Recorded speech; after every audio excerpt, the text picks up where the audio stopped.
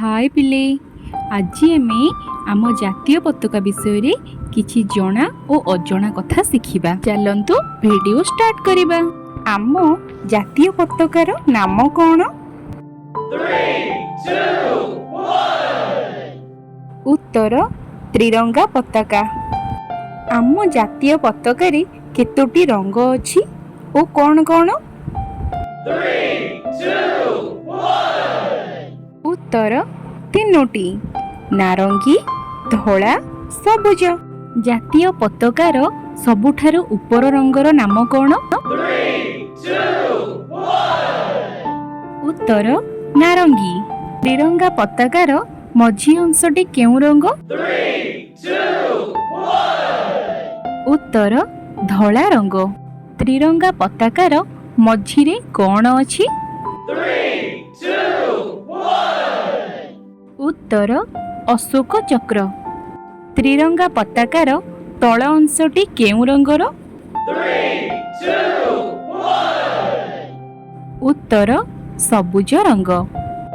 अशोक चक्ରରେ केतोटी अर अछि? 3, 2, 1 उत्तर 24टी। अशोक चक्रर रंग कोण? 3, 2, 1 उत्तर गाढ़ नील रंग। त्रिरंगा पताकारे अशोक चक्र स्थापित हेबा आगरु कोण थिला?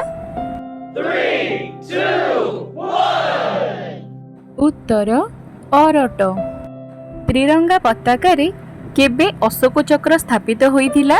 3, 2, 1 उत्तर 22 जुलाई 1947।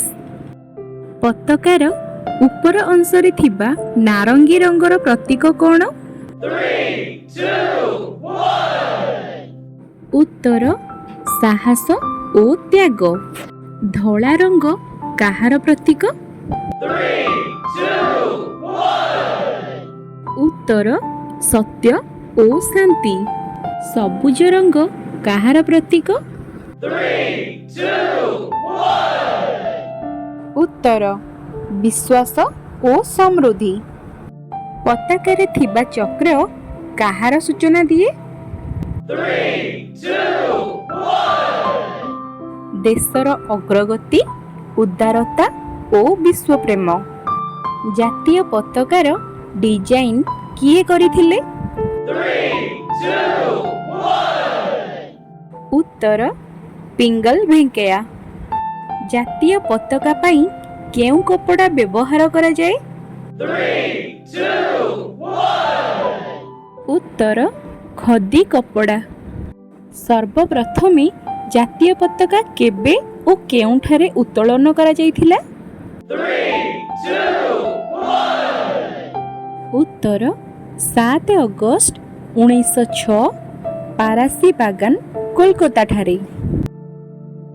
एहिपरि नुआ नुआ वीडियो देखिबा पाई चाहूथिले ओ किछि नुआ शिखिबा पाई चाहूथिले मो चैनल को लाइक शेयर और सब्सक्राइब करंतु। धन्यवाद।